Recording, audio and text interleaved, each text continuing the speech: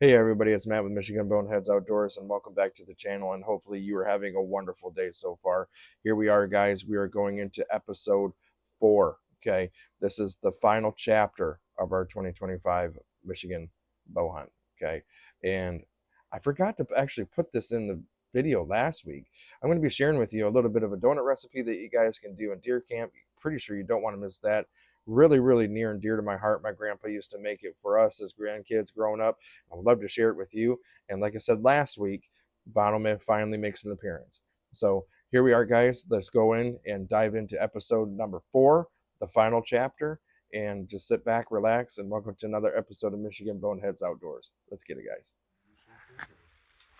Hey, guys. So sorry about my crazy hair, but I had an idea that I want to share with you guys. And Dad likes them. I'm going to show you how to make donuts. My grandpa used to make these donuts for a long time ago when we were growing up as kids and on the lake, and I'm going to be showing you how to make them. So stick with us. So all these are, guys, is just biscuit things that you get in the tub thing. Pop rolls. It doesn't matter what kind you can get. You can get. Just don't get the fish and chip. Yeah, these flaky jumbos. Like that's what we used. And what you do, guys, is you just poke a little hole in them and make them into donuts. And then we got the cast iron over here with the oil going on, and all you got to do is just take one, like so, and just drop them in there. All right. Move them around, flip them over real quick. Careful not to burn yourself, like I already have. There you go. Very fast. Let that go over here. Like I said, I got a couple of them already made right here, guys. This is what they look like. You get the brown sugar and the cinnamon and all that other stuff. I'll show you there in a minute. But grab this here. About done on both sides. What we want. Take them out. And then put them on the tray. That's what it's supposed to look like right there. And then what I do is while they're hot, take your cinnamon sugar like this. Got this at like Save a Lot, you know, it's actually pretty good. And probably a little bit of sugar.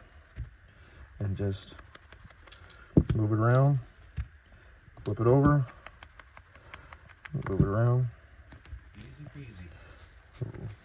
Walk the edges, then blam. You got homemade donuts at deer camp.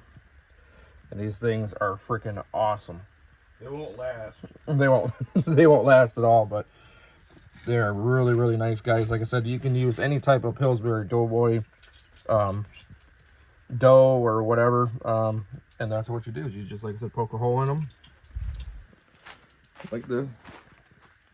Poke a hole in them like that. Cast iron skillet, fry them for probably about 30 seconds on each side, and then cinnamon sugar them, and then you got donuts. How do you like that donut recipe, guys? I'm telling you, if you ever make that at deer camp, they will not last. Okay, but like I said last week, we went to Sheridan Valley Motel and dropped down into the teens. Snow, it was ice, and we just couldn't really deal with the weather anymore. It got brutally cold, especially for that wall tent. We were not ready for that, but here it is. Okay, so we were at Sheridan Valley Motel. Me and Dad were watching TV. We got dinner from Tally's down the road. If you're ever in Lewiston, Michigan, stop at Tally's, get you a Tally burger. They are fantastic. So we were eating our burgers and just chatting it up. This was the last day, and then this happened.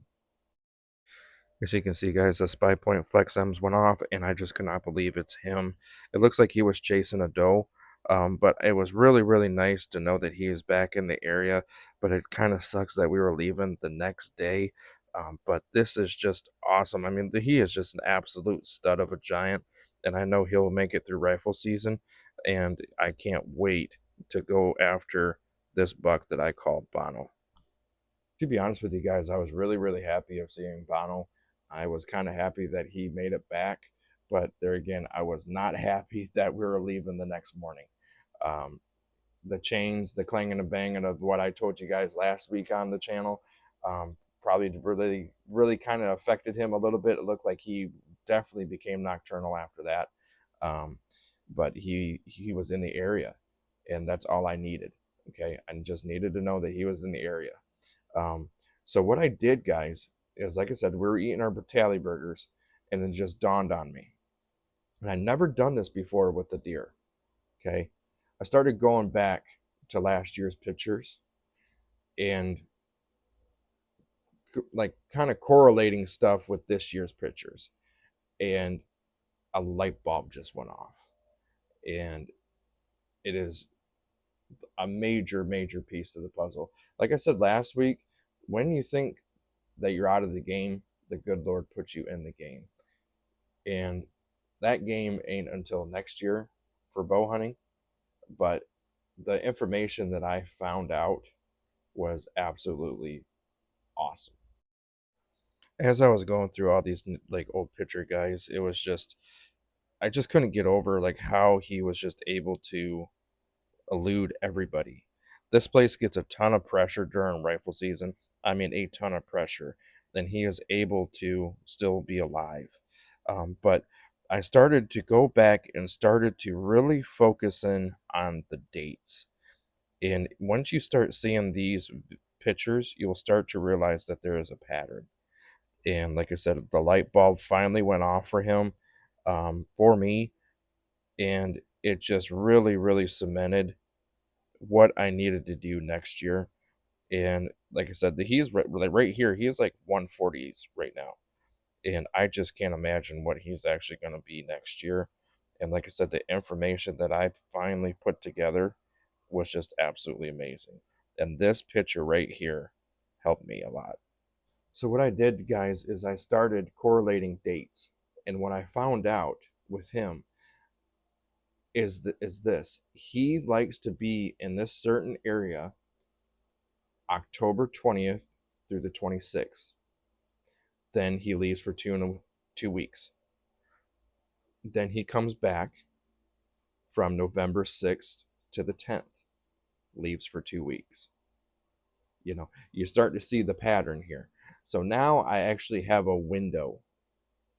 I finally have a window date, so to say, on where and when I can actually kill this deer. I did not have that at all. And this picture that of him running, that date showed it to me. And the picture that actually showed him walking away where you like, can see the flyers and stuff, that picture helped me out as well, because that gave me a travel route on where he was actually coming from. What I do, guys, and what I try to do, and I did not have until now, is try to backtrack this deer where he's coming from. So what I want to do is I want to cut him off. You know, he's coming from somewhere, and I need to be in the middle of where he wants to go to. You know, so that means that I got to backtrack.